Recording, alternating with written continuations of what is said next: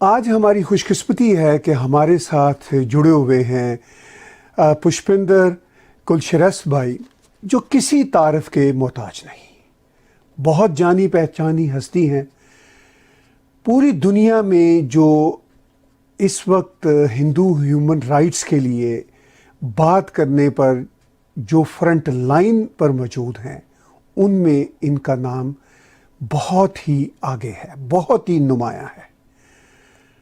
आपकी जो रिज्यूमे है उस पर एक नज़र डालें तो बहुत सारे आपके काम हैं, जर्नलिज्म से आपकी वाबस्तगी रही, और वो जो वाबस्तगी है वो उनकी बातों में झलकती है।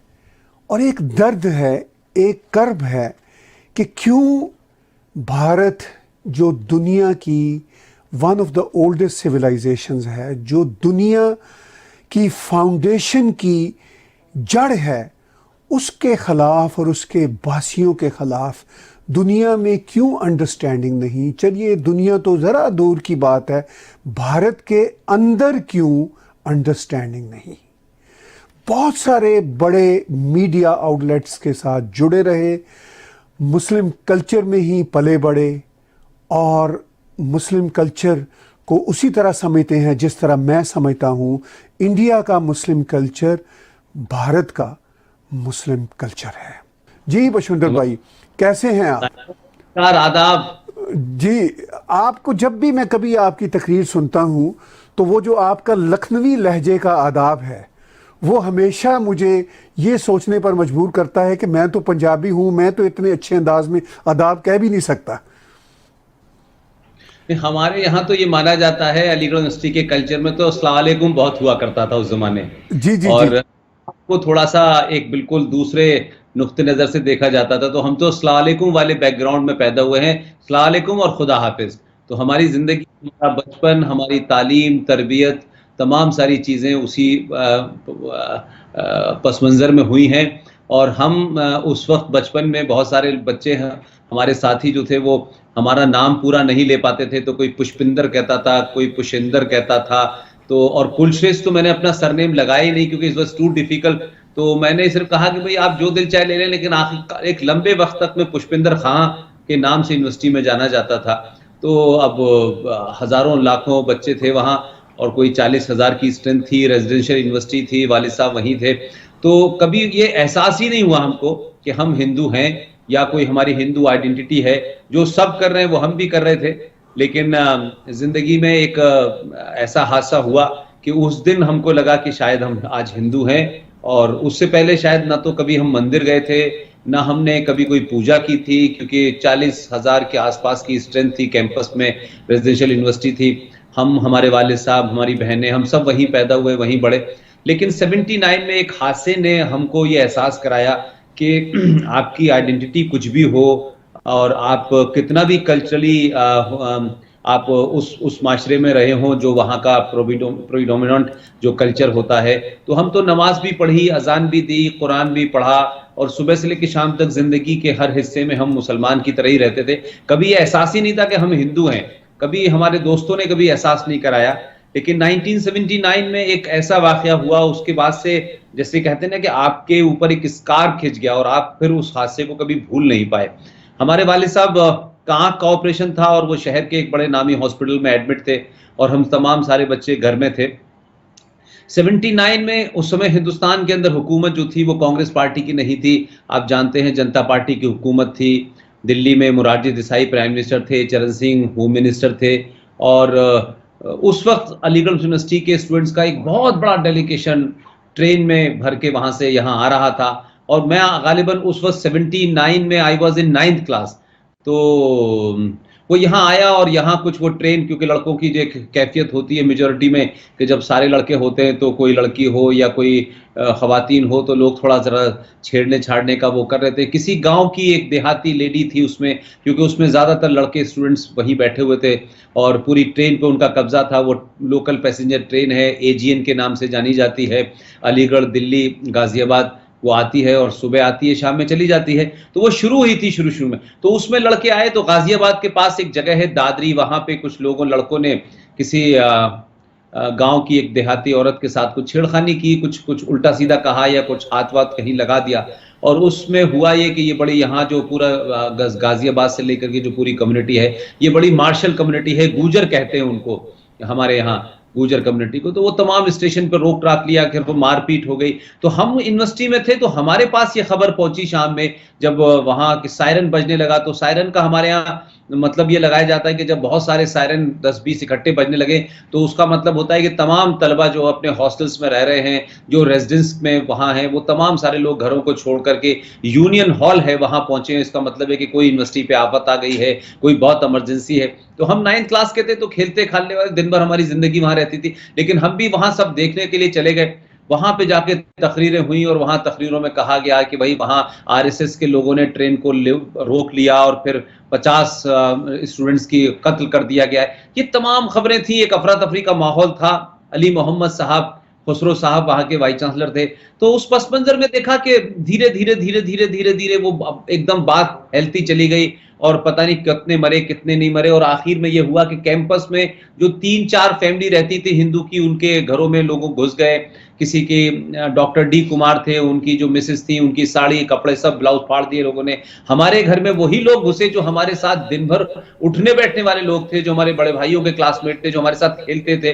तो एक अजीब सा फील हुआ, और हम बार बार ये कहते रहे कि भाई शासित भाई, आप जानते हैं हमें, लेकिन उस वक्त जो जुनून सवार था उनके अंदर, लोगों ने घर को लूटा, तमाम सारी चीजें ले ली, और हम सब लोग सहमे हुए। और पहली बार एक ऐसा इनकाउंटर हुआ जिंदगी में कि ये भी ऐसा हो सकता है, ये दंगा का क्या कैफियत होती है, मेजॉरिटी किस तरीके से डराती है।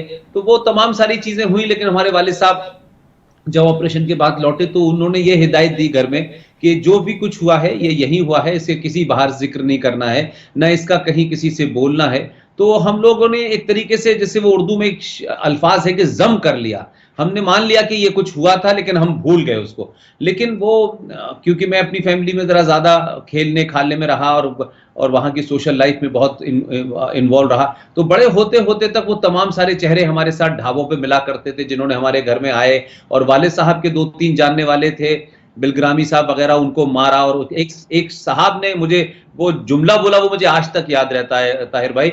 उन्होंने कहा कि जब उन बुजुर्ग साहब को मारा, उनका चश्मा भी गिर गया बेचारे, वो मेरे वालिद साहब के दोस्त थे। उन्होंने कहा कि इस पंडित के घर में कुछ नहीं होना चाहिए, तो भी लोगों ने उनकी बात नहीं सुनी, और उनको जब मारा तो किसी ने कहा कि तो तुम जैसे मुसलमानों की वजह से आज जो है हिंदुस्तान में मुसलमानों की हालत है। तो उसके बाद से एक, जैसे कहते हैं ना, कॉर्ड टूट गया हम लोगों का। और फिर कोई हम लोग उसके बाद 85 तक यूनिवर्सिटी में रहे, लेकिन आज तक उस पूरे वाक़े को कभी किसी हमने गुफ्तगू में नहीं देखा, और कहीं हमने इसको नहीं देखा कि यूनिवर्सिटी में इतना बड़ा हादसा हुआ।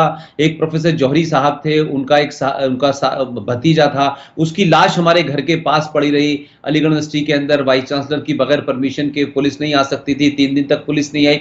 तो वो जो एक तरीके से, जैसे कहते हैं ना कि आप अंदर तक सिहर गए हों कि ऐसा भी हो सकता है कि जिनके साथ आप उठते हैं बैठते हैं वो आपके साथ में ऐसा भी कर सकते हैं। तो वो उसके बाद से वो मेरे दिल में रहा। और हमारी तमाम सारी बहनें वहां से पीएचडी की, रिसर्च की, सब टॉपर थे। वो किसी ने भी यूनिवर्सिटी में जॉब लेने के लिए कोई कोशिश नहीं की कि हमें यूनिवर्सिटी में जॉब करना है। और वालिद साहब की सर्विस करीब 85 के बाद फिर खत्म हो गई, फिर हम लोग चले गए। तो उसके बाद मैं ही एक अपनी फैमिली में था जो नॉन गवर्नमेंट जॉब में, बाकी मेरी फैमिली में ज्यादातर मेरी बहनें लेक्चरर और डॉक्टर या प्रोफेसर रही, भाई सारे मेरे इंजीनियर रहे।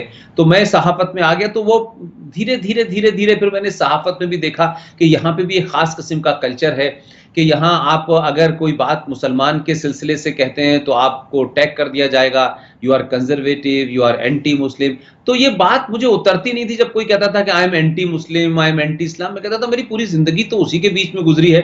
अब अगर यहाँ ये टैग किया जाता, तो उस जमाने आप सोचिए कि मैं जब दिल्ली की सड़कों पर घूमता था ताहिर भाई, तो मेरे मुंह से हमेशा निकलता था अस्सलाम वालेकुम, खुदा हाफिज। तो लेकिन जब मैं दिल्ली आया तो मुझे यहाँ लगा कि यहाँ दूसरा कल्चर है, यहाँ लोग बड़े उस अंदाज में देखते हैं कि मैं मुसलमान हूँ। तो कुल मिलाकर के ये होता था कि शाम के 7 बजे मैं दिल्ली के फुटपाथ पे अक्सर घूमता था और सड़क पे अपने दोनों हाथ जोड़ के नमस्ते करने की प्रैक्टिस करता था कि कैसे नमस्ते कर सकते हैं। तो अब आदमी इस बैकग्राउंड से आया हो और उसका ये वो रहा हो, तो एक लंबे वक्त तक मैंने अपना कैरियर शुरू किया। संडे मेल से अखबारों में गया, फिर टेलीविजन में गया, फिर बीबीसी में 3 साल गुजारे, और उसके बाद पाकिस्तान का एक प्राइवेट चैनल है आज टीवी, उन्होंने मुझे जॉब ऑफर की तो मुझे ये समझ नहीं आया कि ये जॉब मैं कर सकता हूं कि नहीं कर सकता हूं। खैर वो जॉब मुझे मिली और कोई 12 साल तक मैंने जितनी मुझसे ईमानदारी से एक प्रोफेशनल के नाते किया।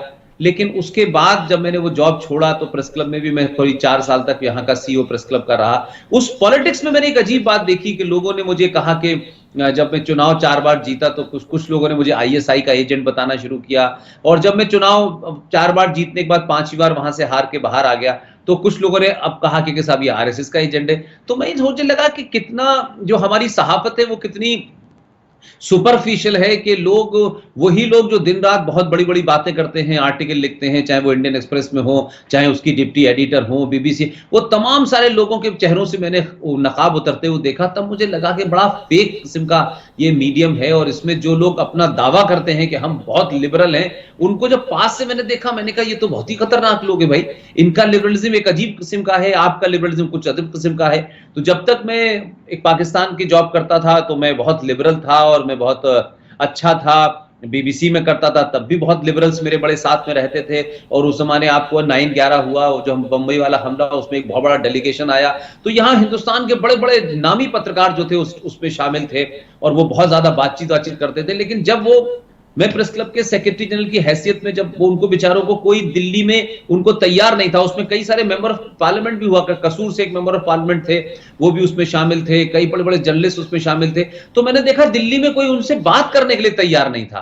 तो मैंने कहा यार ये तो नहीं हो सकता, ठीक है मेरी आइडेंटिटी क्या है क्या नहीं है, मैं प्रेस क्लब इंडिया का सीईओ हूं। तो मैंने कहा नहीं आप आए, और उस वक्त मैंने बड़े बड़े सेकुलर लोगों को देखा, जिनका मुझे लगता है कि वो शायद सुबह सुबह नहाते भी सेकुलरिज्म में हैं, खाते भी सेकुलरिज्म में हैं, और सोते भी सेकुलरिज्म में हैं। उन तमाम लोगों ने कहा कि ये पुष्पिंद पागल हो गया है और पाकिस्तानियों को बुला रहा है और इनको कोई मंच नहीं दे रहा है, और तुम मंच दे रहे हो। मैंने कहा देखिए मैं यहाँ एक कॉन्स्टिट्यूशनल पोजीशन पे हूं, मैं हिंदू हूं और नहीं हूं ये मेरी आइडेंटिटी नहीं है, जो प्रेस का काम है मुझे करना चाहिए। और वो 50-60 लोगों का मैंने डेलीगेशन बुलाया, तो मेरे ही साथी जो अब तक पाकिस्तान के बारे में बड़ी अच्छी राय रखा करते थे, उन्होंने सिर्फ इसलिए कि मैं उनकी लाइन टो नहीं कर रहा था, तो उन लोगों ने मेरे खिलाफ भी एजेंडा चलाया।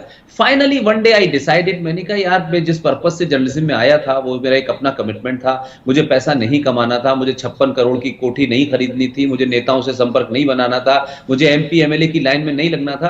तो मैंने डिसाइडेड कि भाई अब हमारे पास एक मीडियम है, इस सोशल मीडिया का जो इस्तेमाल, तब फिर मैंने अपनी बात कहना शुरू की। और आज मुझे लोग पता नहीं क्या क्या कहते हैं, कोई आरएसएस का एजेंट कहता है, कोई विश्व हिंदू पक्ष। तो कुल मिलाकर के मैंने ये देखा है कि जब भी आप कोई बात ऐसी कहेंगे जो एक पॉपुलर जो आपका नैरेटिव होता है, अगर आप उसके खिलाफ खड़े होते हैं तो एक बहुत स्ट्रॉन्ग रेजिस्टेंस होता है। और वो हुआ, और 3 साल से जब मैं ये कहने लगा तो धीरे धीरे अब उन लोगों की गिनती कम हो गई है, और एक बहुत बड़ा दूसरा सेगमेंट मैंने खड़ा किया। और मैंने कहा कि देश को रीजन के साथ, रेफरेंस के साथ, लॉजिक के साथ, किताबों के साथ वो बातें बतानी चाहिए जिसकी वजह से इस देश में एक बड़ी प्रॉब्लम को कोई एड्रेस नहीं करना चाहता। और मुसलमान की बुराई को, अगर मुसलमान की कमी को अगर आप मुसलमान की कमी कहेंगे तो लोगों में एक खास किस्म का मैंने एटीट्यूड देखा। तो मुझे लगा कि ये हिपोक्रेसी नहीं होनी चाहिए। अगर किसी हिंदू ने गलत किया है या किसी मुसलमान ने गलत किया है तो हिंदू को क्रिटिसाइज करना एक फैशन है, और मुसलमान के बारे में बोलना जो है, आप जो है थोड़ा सा राइट विंगर हैं, आप एक्सट्रीमिस्ट हैं, आप फ्रिंज हैं। देन आई डिसाइडेड कि कौन क्या कहता है क्या नहीं कहता। लेकिन फिर मैंने कहना शुरू किया, और फिर आज जो मेरा सफर है वो इस वजह से यहाँ पहुंचा, और आज 3 साल मुझे हो गए। और मैंने कहा कि जो बातें मुझे पता हैं, जो नहीं पता हैं, जो नहीं कहना चाहते लोग, उन तमाम किताबों को मैं पढ़ता हूँ, उन रेफरेंसेस को पढ़ता हूँ, और जो जिंदगी में पर्सनल तजुर्बात हैं, जो पाकिस्तान में भी रहा। यहाँ मैंने कई बार अपनी मीटिंग में कहा कि पाकिस्तान के मीडिया को जब आप भारत से कंपैरिजन करते हैं तो उस मामले में बहुत जगह हम देखते हैं कि भारत के मीडिया का जिस तरीके से, जैसे वो अडवाणी जी ने एक बार कहा कि भाई यहाँ के मीडिया वालों से कहा गया था इमरजेंसी में कि आप थोड़े से झुक जाइए, यहाँ के लोग लेट गए। तो यहाँ ये एक एटीट्यूड है लोगों का, और लोग अलग अलग हैं। अब तक एक नैरेटिव रहता था तो मीडिया का टोन भी वैसे होता था, अब हुकूमत बदली है तो मीडिया का टोन भी बदला है। तो मुझे लगता था कि कहते कि अभी भी जो है वो बात नहीं कह पा रहे, और जब भी कोई बात आती थी तो मीडिया बड़ा अपोलोजिस्टिक हो जाता है, जैसे कहेंगे कि भाई देखिए एक मजहब के लोगों ने ऐसा किया, और जब कोई बात हिंदू पे आएगी तो कहेंगे साधु ने ऐसा किया, और मरने वाले का नाम भी बताएंगे, मारने वाले का भी नाम बताएंगे। तो मुझे लगता था कि दिस इज प्योर हिपोक्रेसी।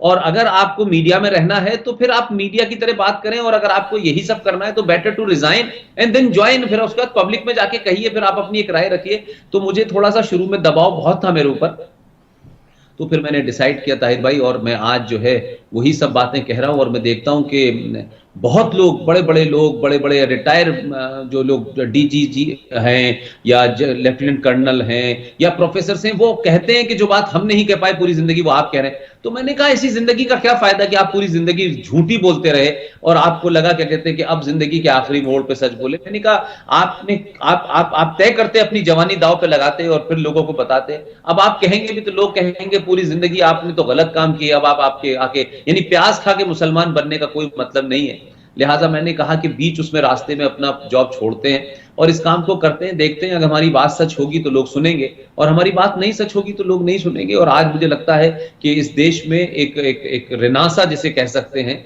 लोग इतिहास को जानना चाहते हैं, सच्चाई को जानना चाहते हैं, लॉजिक के रीजनिंग के साथ जानना चाहते हैं, इमोशनल तरीके से नहीं जानना चाहते।